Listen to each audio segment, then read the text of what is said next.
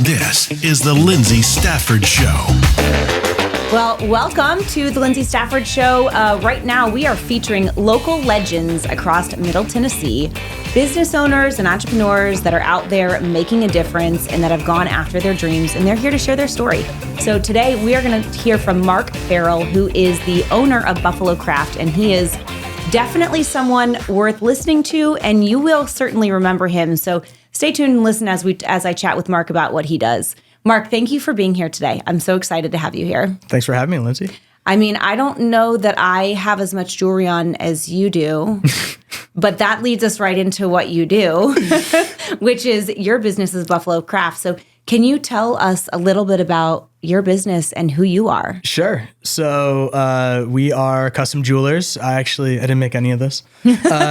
But yours are a little more intricate. Yeah, we do a little bit more. That's all just, punch a hole in your face and put a ring in it.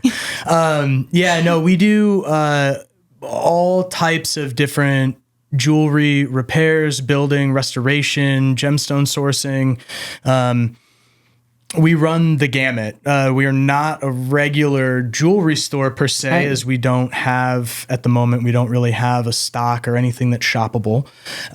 We are a fully functioning manufacturer and custom shop. So primarily what we do is we solve complex jewelry problems for the industry and for individuals. And we really make the things that are in our customer's head become reality. Sure. So we do a lot of old world estate restoration, your grandmother's piece that you remember her wearing and you love, but it's really old and you don't want to wear it, but you want the sentimentalness of it. We can pull that apart and use the gold, the diamonds, the stones, and redesign a modern piece for you that can transist down through history, right, for your grandkids. But keep all of that material and, meaning and everything else like that, all the way up to finding world-class stones from all over the world, and designing beautiful pieces to hold them and adorn your body with. So you are very unique in what you do. I don't think in all the business owners that I've spoken to, and I meet with hundreds of business owners a month, that I've ever met someone that has as unique of a business as you do, because you're a jewelry manufacturer, but it's really high-end custom jewelry is what you do. Right. So somebody wanting to do something like, I've got my old engagement ring, when after 15 years, I got a new one. But this one, if I wanted to have something made for my daughter that's special, that's very unique, you're the person to go to. But if I want to find an amazing gem somewhere, because you've traveled, I know you've traveled a lot. So tell me, where's like your favorite place that you've ever traveled to? Okay, you can do two. So I really like Thailand is beautiful and is one of my favorite places. I spend quite a bit of time, as much time as I can there. One of my business partners lives over there half the year. Wow. And so going over there is always amazing. Plus, it's one of the major jewelry hubs in the world. So 85% of gemstones pass through Thailand before they go anywhere else. It's a huge cutting facility. Why is that? Thailand specifically? Yeah. Why did they go through Thailand? It's always been it's the last true kingdom. They have never been conquered by another nation. They kind of have their own rules a little bit. And for many years, since way back when, like even in the 80s and stuff, and I know 80s isn't way back when, but I was born in the 80s. Were you born in the 80s? Yeah, 85. Yeah, we both were. And so, but it was like in the 80s, it became this really big hotspot for manufacturing. Before that, it was a really big spot because of the gem markets. It's a very good go-between. They're like a brokerage, and they're also an export company or export country, excuse me. So they're big in textiles, they're big in manufacturing, and jewelry just fits with it. And Siloam is a part of Bangkok, which is about the size of Brooklyn. It's kind of set up like Brooklyn. Wow. And it is the jewelry district. You've heard of the jewelry district in New York and LA and stuff like that. This is literally a it's the size of Brooklyn, and there's gem shops everywhere and casters and everything. It's one of the big 3 jewelry hubs in the world is Bangkok, Thailand. Wow, that's cool. And so, but tons and tons of gemstones. GIA has a lab there and a big training facility. They've also got one in New York and LA, and it's a huge jewelry center. Cool. India is another one. And then Sri Lanka is great. And I went to Sri Lanka a couple of years ago, and we actually went and did sapphire mining. And I went down in a mine. It was like 180 feet down in the mine and filmed the miners actually mining. That was crazy. Is there footage of this on your website or socials? There's a few pictures That's of pretty it cool. on there. It's actually for a different project that I'm doing right now. So once that project is published, then we'll be able to use more of the stuff. But we do have some pictures, and we do have some other stuff like that is, but it is really, Sri Lanka is beautiful. Cool. We went in 2002, and it was eye-opening. We actually went, one of my partners is half Sri Lankan and half French. So we went and we stayed with the Sri Lankans in their towns. We lived with them. We ate with them. It was amazing. You actually see where the money goes when you buy a gemstone. Cool. Everyone's like, oh, don't buy overseas gemstones or only buy lab grown, stuff like that. And it's like, that stuff has its place. But when you go to the mining community and realize that the miners want to be miners, and that when you buy gemstones from them, you're actually supporting their livelihood, their schools, the education, and like everything around there, it definitely changes your mind because you actually see where the money is going. It's jewelry with a purpose. Yeah, for sure. Yeah, and you see the impact that you actually have instead of buying it from a faceless company that's got a cheap price or, a lab grown something. It's like when you go and you're there with the hunt, and it's treasure hunting. You're there with the treasure hunters. That's what they want to do. It's amazing. It's very eye-opening. Super cool. Now, what you do is, I know you homeschool your kid. Well, your wife homeschools your kids. Correct. Yep. And you have 2 children. 3 children at home. Did you have one overnight? No. How did I forget that you had 3? No. So 3 kids, and she homeschools them. She does. But you guys have a really unique setup where you kind of, your work and life blend. Yeah. I want you to share your journey as an entrepreneur, because where you are today, I find that so many folks see where you are today, not you, but anyone who's successful. And successful, if you can live life on your own terms, you're successful, right? For sure. But nobody sees the journey that you took to get there. Yeah. Tell us one of the struggles that you had to face and overcome to get where you are. And I'm sure there's a laundry list of them, just like there is with every business owner. But what's one of the memorable times where you had to overcome something really hard? I mean, if you do it right, every day is a struggle, but every day is rewarding because every day is different. And that's the point of doing what we all do. I love that right there. Like if you want to do the same thing, go to a job where that's the job. You clock in, clock out, and do everything the same. When I go in, I don't know if I'm working on jewelry, if I'm doing QCing, talking to customers, sourcing a stone, driving somewhere, looking at something crazy. I have no idea. But that's the thing I love. It's also the thing that gets a lot of people burnt out, right? Mm-hmm. Because it's not dependable as creatures of habit. I know I have a morning routine. I get up, I go running, I write my journal, I do all that stuff. And then I hit the day, my work day, and it's all bets are off. I don't know what's happening till I get back home at 7, 8 o'clock at night and my nighttime schedule hits, Yeah. So as far as a struggle is concerned, I hate to say it and say everything's a struggle because it is, but that's also, again, what makes it fun. The biggest one is, we've been around for a long time. We've been around for 14 years. Well, just pick one because there's a lot, right? There's so many years, right? That's the thing. We've been around for 14 years. So, that's kind of the struggle. How do you, the people that win, right, aren't the people that make the most money. The people that win are the people that are around the longest, right? It's about longevity. Mm-hmm. And so, staying relevant, staying on top of it, changing with the times, doing all that other stuff. I'll hit a big one for a lot of people, COVID. right? At the time, it was pretty much just me. So my wife and I are 50-50 partners in the business. She does all the book and finance and all the paperwork end, and I face the company and talk and make and do all the other stuff. And so a lot of what happened was during that period, a lot of the people looking for custom stuff kind of went to the wayside. So, but we didn't go under, right? The way that we did it was when everything happened overnight, we just got a whole bunch of calls and people were like, I'm going to wait on that piece till it's over. And I was like, well, I don't know if it's going to be over. Like, that's a weird thing to say.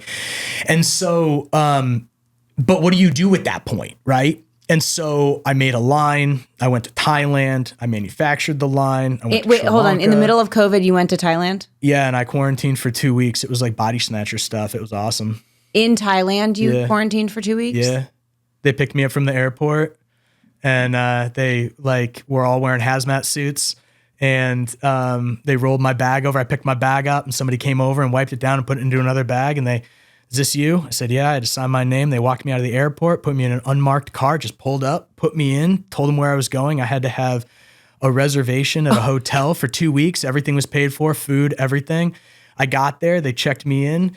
They swabbed me for COVID. They put me in a room and left for 5 days. And I got 3 meals a day. I couldn't talk to anybody. And then after that, they let you have 45 minutes on the roof a day. And then after 2 weeks, I got out and hooked up with my friend, but like there was nobody could drop anything off to you. So I'm in a country where I don't have a SIM card yet for a phone. I don't know the language. I don't know anything. And they just like picked me up and dropped me off at this hotel for 2 weeks.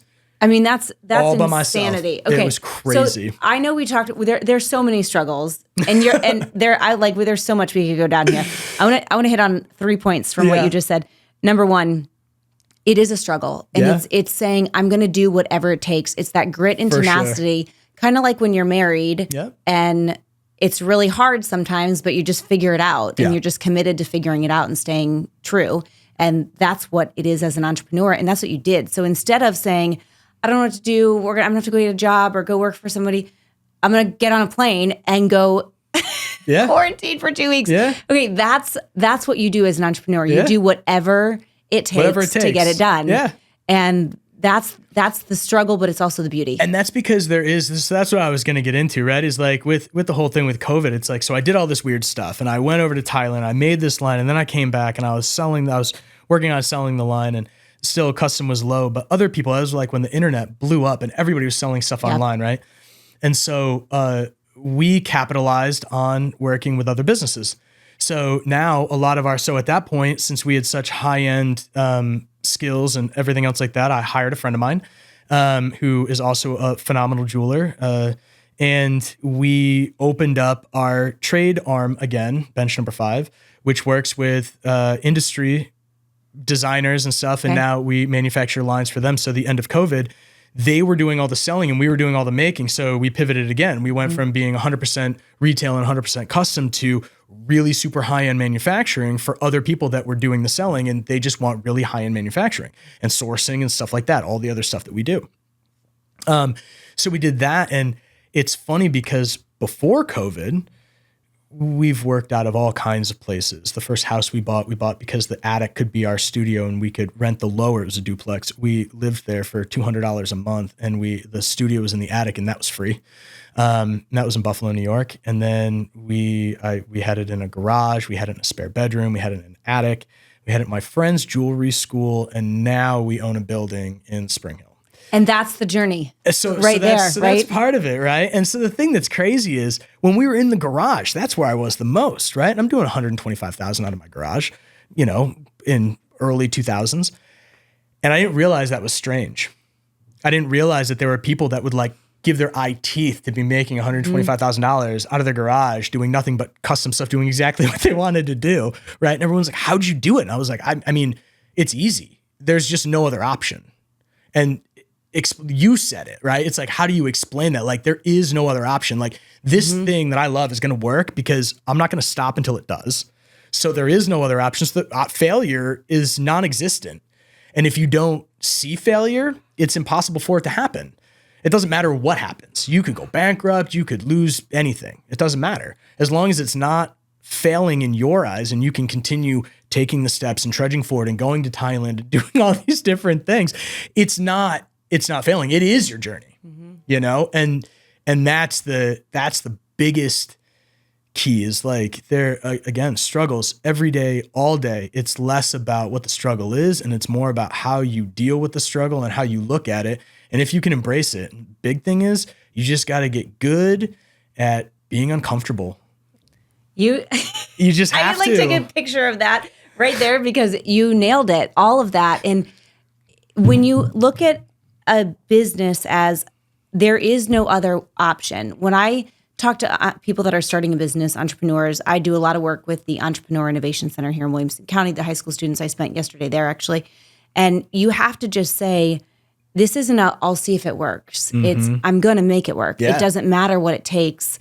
I'll make it work. And to go from the attic to the garage and all the things in between to having your own place. That's what people see, the studio that you have now, the building that you have now. They don't see all of the other things, but you just gave the best advice, which is just decide you're not going to quit and then figure it out as you go.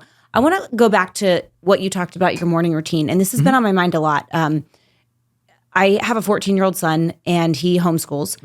You know, we have that in common. Awesome. And he's just an incredible 14-year-old. At 14, he has a very strict morning routine that includes journaling and yoga and his Bible study. And, you know, he's got literally a laundry list. He said, Mom, I don't touch my phone for the first hour of the day. I'm like, oh, yeah. If every adult could just learn that lesson, we would all be so much better off. So I know my morning routine is pretty consistent, and I hit on a couple things, and I love to ask other business owners if they have the same points and if there's anything different, but there's always some kind of movement, right? You mentioned running. So something to get your body going, even if it's stretching, just something, right? So when you're thinking about how do I set my day up physically, mentally, emotionally, journaling, right? That's the emotional piece. You're doing that. I do that every day too. Bible study, journal, devotional, all of that. And then I also read a couple of pages in something every day. I'm not talking the Bible. I'm talking a book, like a self-development book or management. Do you do any reading in your day? I'm severely dyslexic. I do read, but I tend to listen to books on tape more. Audio. Hundreds of audiobooks. Yeah. Do you listen while you're Not when I'm doing anything like that. So I actually take it further. I wake up at 3:45 in the morning and then I go running by 4. I journal at 5, and then my wife wakes up at 6. We have coffee till 7, then our kids wake up. So 3:45 till 7, which is what, over 3 hours, 15 minutes probably to get teeth brushed and get dressed and all that. Yeah. To set your day up. Yeah. And that's about what it takes me too. I get up at 5:15 or 5:30, and by 8:30, I'm like ready to go to work and get my day going. So the only and I mean, the other thing is that since I do work in Thailand, and I've got business connections and manufacturers and stuff like that over there, and like a friend of mine who I talked to early today, he's in China right now, and we have a gemstone business together, and he's over there doing some sourcing and stuff. So I was on the phone with him this morning at like 5, and then my other friends in Thailand we're setting up a meeting, so I was messaging them at 6. Now I try not to do that stuff, right? But part of the reason I get up so early is because they're 12-hour difference. Sure. So it's like I'm trying to hit them 4 or 5 before they go to bed, before they leave work. Yeah. And it's like, and they do the same thing for me. So, but I do listen to audiobooks on the way in to work and stuff like that for sure. There's always You have to, but you also talked about having that dedicated time with your wife before the kids get up. Day. And we do it at night too.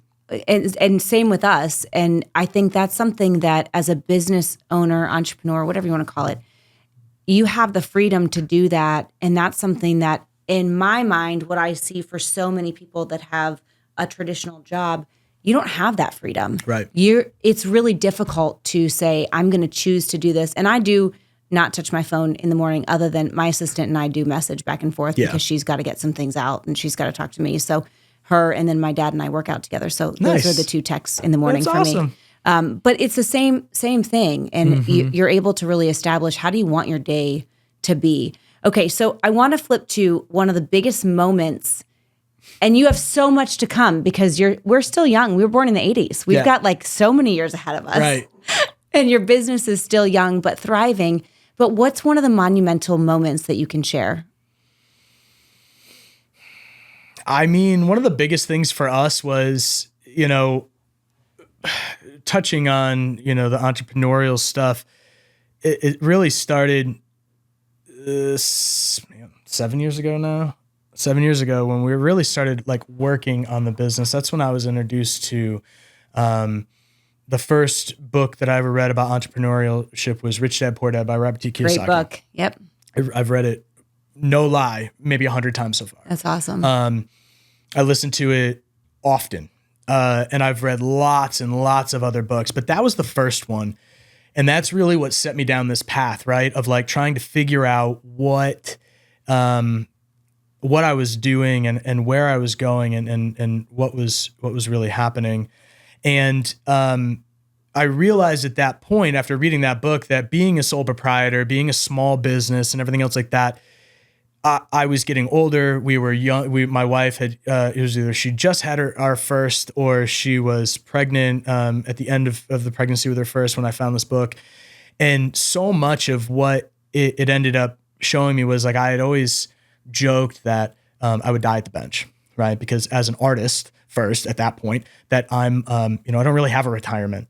And I got looking at it and then I was like, well, man, I'm going to have a family, and we wanted to have 3 and we do. And so it was like, okay, I got to think more about this. And so after reading this book, it's like, if you can't leave your business for a week, it's not a business. It's a hobby that supports your lifestyle. Now, it was a really great hobby that was supporting both my wife and my lifestyle, right? And we were able to do lots of different things, but I couldn't leave it alone for a week. When I left to Thailand for 6 weeks, I was closed. Unless I was sourcing stones or I could do it overseas, I was closed. I was not open. And so one of the biggest things was right after COVID, when we switched again, when we didn't switch, but we opened up the B2B end again, and I was able to hire my friend first, right? And like, we had no money. I was very upfront. I was like, man, I got no money to pay you. But he was in Virginia and he had made a mistake moving out from Nashville back to Virginia. And he's like, I got no money. He's like, I got nothing. I was sending him work. And he just said, he's like, I don't care. He's like, I'm ready to move back. He's like, I'll move back. He's like, whatever you can give me, I'll give you. He's like, I'll take. He slept in my house. He slept in my studio. It was like total, he's one of my best friends, but still it was like just 2 dudes hanging out every day at the studio, just trying to figure stuff out. Oh yeah. I've been married for 14 years this year. Got married the same year we started a business, 2010. He's friends with, my friends and my wife's friends. So it wasn't a big deal. And so, we hired him, and that was huge for us because that was the first, that's always anybody that has a business that's still doing all of it themselves or with their wife, like that first person that you hire, they are the scariest. Because it's like you feel responsible for them. And it's like, if you and when we hired him, we were nervous because it was like, we didn't have the money to pay him, and we told him that, but the work was coming. And like, if you're here, I can dump some more fuel on the fire, right? Sure. Like, we got people knocking down our door. I can't do it all. I need help. Come and help me and we'll figure it out later. And that's what we did. And then, a year after that, we hired our next employee, Andre. And then we got Nick, which is Nathan's brother, who's our full-time CAD designer. So now we've got 3 full-time employees, not including myself. We have full-time work for him. It's a real business. Now I do go away for a week and it does work. We are open. Work is coming in and going out. We are making money. It is a real business, right? And that was out of all the things that we've done lots as far as like business hurdles, hiring your first people, and then learning how to grow on that, because now we need more people. We need a project manager. We need, these other elements of things, but it's that ripping off that Band-Aid thing. It's betting on yourself. It's all the same things that we already talked about, right? It's like, if you don't give it another option, it will work, and you just have to make it work. It's just going with it. I love everything you said, Mark. And one of the things, as I help business owners with their strategy of growth, you touched upon a point that separates businesses that will stay right here. And that's fine. There is nothing wrong with saying, I run my business. It's me. I am the business, essentially, if that's where you want to be. But I want to go into a little bit of taking it to that next level. That is scarier than anything. Scary. Taking on that first employee. And I always say to my team, because I've got several employees, like, I feel very responsible. There has to be a certain number of a certain number in the bank account because I know I'm supporting their families, Same. right? Yeah. Like, I have to go to work for them, not just for me. It's about something so much bigger than just you. And when you look at, wow, I'm able to provide an opportunity for other people to live, that's pretty incredible. But that hurdle of, I love the way that you worded it, of we didn't have the resources, but we took the risk anyways, and we knew it would pay off. That right there is the difference between an entrepreneur that is going to take it to the next level and one that will not, because they decide to take that leap. And that is scary. You had your wife as your partner, so you had that backup, right? So many people don't have that person saying, take that step. Yeah. And I find myself doing that a lot with people, like, hey, this is the next step. And you have to invest before you see that return on it. And that's the scary part. That is the scary part. Because it's unknown. It's unknown. And everybody doesn't like unknown. Yeah. It's unknown and it's risky. Right. It's risky. But is it risky or, I mean, there's risk and there's risky, right? And it's like, if you minimize the risk, right, Rich Porter? Sure, yes. If you minimize the risk, then it's not like what's risky for one person isn't risky for another if you know how to minimize the risk. And I think that's the thing that's so interesting about it is it is that, because that was always the thing that my wife and I talked about hiring people, right? It's, you hear these horror stories about how nobody wants to work and it's all like this. And I'll be honest with you, the thing that we found that worked the best was we're very picky. Like, if you're not very picky about hiring, you should be. And you need to be, because when you start, you just have to be honest with these people. Like, I told him, I was like, this is literally what I can offer you. When I can offer you more, I will. This is what I have now. If you are interested, we could do it. I'm lucky because I'm a master jeweler, and the connections that I've had and all of the people that I've employed went to the school that I went to, who I have the owner, his face is tattooed on my legs, Blaine Lewis from New Approach School for Jewelers. He's an amazing person. It's out in Arrington. We all went there. It's a 3-month trade school, and it's essentially 3 years of jewelry information in 3 months. Wow. It's all hands-on. It's phenomenal. My friends teach there. I rented space there. It's jewelry mecca. It's amazing. But, the thing that's really cool is they wanted skills that I had, right? They want to learn the things that I know how to do. And that's all learned from just me, just not saying no to jobs. Like, sure, I can take and size this eternity band. And when it's the first one you've ever done, you've never done it, but you say, same thing. You bet on yourself. I can do this. I know the fundamentals of what needs to be done. I can figure out the rest, right? And so when I hired these people, I flat out told them, I said, this is what I can offer you. When we have more, we can do more. I'll teach you whatever you want to learn. But they had to take a bet on me just as much as I had to take a bet on them. I mean, I'm not going to say what the number was, but it was not what they should be being paid and not what they're being paid now. But you have to gather your people that will come with you. I mean, and then they reap the benefits. Yeah. And that's the thing. It's like, you're kind of in this boat together, right? And it's like, and it's small and cramped, and it may be taking on some water, but everyone's got to understand what's going on. Like, we're all trying to fix this thing, And so it really was like, I think that's the problem, is people often, there's books written on this. People often, when they get ready to hire somebody, they hire the wrong way. And they're trying to hire somebody because they don't know what they don't know. And they try to get the expert. So they get somebody that's slick and hot, that knows everything and is the expert. And they say, just trust me. And then you do, and you get totally worked over every time, right? And it's like, and that stinks. But then you get jaded. Right. And I can say this from my own experience. This was like marketing companies and web companies and just anybody. It's like, we tried to hire all kinds of people, and we'll take care of it. And then it's like, they wouldn't deliver. We wouldn't get this. We wouldn't get that.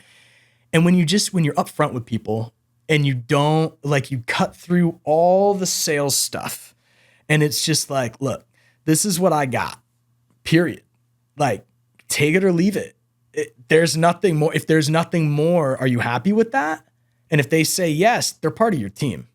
And if they say, well, I'd really let them go. Don't hire them, because they got to be there for the thing. There's ups and downs for everything. Right now, my company's riding a huge high. We've ridden huge lows too.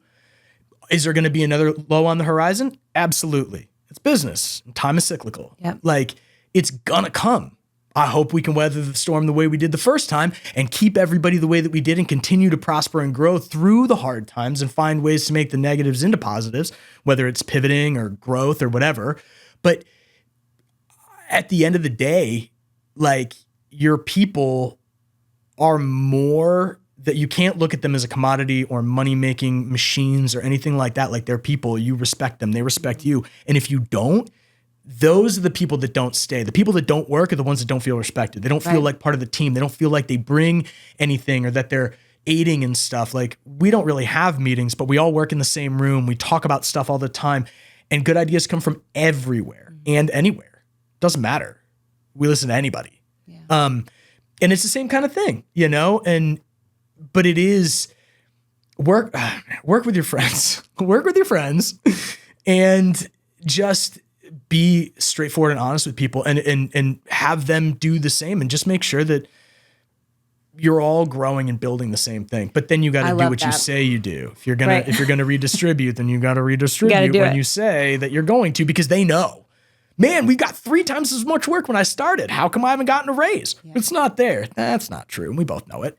I think it's about all the things that you said. I recently finished reading. I'm a big Audible reader also. That's what I do when I work out, is listen to an audiobook. Yeah. So I'm listening, and sometimes I'll listen like multiple times. To Patrick Lencioni's book, I think it's called Getting Naked or Naked Truth or something. It's something naked. But it is all about just being open. Yeah. We all have our flaws. Every single business has opportunities. There is no perfectly run business. Every single person has their opportunities. If you go and try to hide those, they get discovered, but it's not fun. Like, just be genuine. Yeah. Right? And so when you do that with your team, they trust you and they want to come with you. Every time I bring somebody on, and anyone who works on my team will say that I've said, I don't know exactly how it's going to work. Mm-hmm. This is what I'd like us to accomplish. You're going to bring stuff to the table. I'm going to bring stuff. We're going to keep talking, and we're going to work through the challenges, and we'll figure it out together. For sure. There is no perfect map of this is what I need, or this is exactly what's going to happen, right? You figure it out as you go. And I want to bring up the point that you brought up, which is you just do it ugly. Yeah. So say yes and figure the rest out as you go. For sure. Say yes. Yeah. And just do it ugly. It's not going to be great the first time. The first piece of jewelry you made, do you remember the first piece of jewelry you made? I own all the first. How does that compare to the ones that you make now? I'm sure it wasn't ugly, but it's not even close to skilled, right? It's not anywhere close. No, I mean, I still have it. I've got the first piece. I sold everything. So I actually started jewelry when I was in college. I fell into it a lot. I was a ceramics kid, and I was going for art education. And a lot of my friends were taking a jewelry class. So I was like, okay, I'll take it. And I never showed up, and I got an A. I would spend the whole night before the critique making the piece. And I would just spend 12 hours making a single piece, and I just got an A. I found out after the first class that metals were the thing I just understood. Cool. They just made sense. It was like another hand. You just got honestly, it. It just like, I was like, I want to do this, and maybe this will work, and it always did. It's so bizarre. I've never had it with anything else, and I've tried. I've painting, drawing, sculpture, welding, different types of casting, ceramics. Jewelry was the thing that it was like, it just clicked. It was your calling. It was it. Mark, tell us where. I want to have you back again. Sure. Will you come back to visit me again? Okay. Because I think there's so much more that we could go into. I want you to tell people where to find you. Cool. So Mark from Buffalo Craft. Yep. I know the name came from Buffalo, New York. Yep, that's it. And so either you can love him or hate him because he's from New York. That's it. As a New England Red Sox Patriots fan, there you I go. still love you, buddy. That's okay. Tell us where to find you. All right. So we have a by appointment only location in Spring Hill. It's off Port Royal. And then the best place to make an appointment and everything like that is on our website. And it's just buffalocraft.com. And then the appointments are pretty easy. There's 2 different kinds. There's a repair appointment, which is like 15 minutes, and you can book the same day. And then if you want to do a custom consultation, it's about 45 minutes and you've got to book it a day ahead of time. But we also ask you for other stuff. It's our business is different in the sense that it's much more communication, just like I was talking about communicating with your employees and your people and stuff like that. You got to communicate with your customers. Sure. The whole, I'll make you something and hopefully you like it in 6 weeks is not the way I go. It's like, I want to make the thing you want me to make because I just want to make jewelry and I just need things to make, And so it's like, I want to make your thing. But yeah, buffalocraft.com is the best way. We're working on our socials. I haven't posted anything in a couple of years. Okay, so we'll come back with that. We'll come back to that. I can help you with that. If you want to look at my Thailand trip, it's Buffalo Craft Co. on Instagram. And that was really when I stopped, was right before I went to Sri Lanka in 2022. You got stuck in a hotel and never came back. That's all on there. All of it. What I got for food and everything. And I was working out in there and it was really weird. I mean, and I had not quarantined at all until that point for COVID because we owned the building. I worked alone and I went from home to work to home to work. It's like I missed the whole thing. Crazy. Except for when I went to Thailand. Well, we're going to check you out on Instagram and your website. Mark, thank you for coming. And thank you. And thanks for listening. This was Mark with Buffalo Craft. And his jewelry, his heart, his pieces, it's amazing. So check them out. Thanks for coming.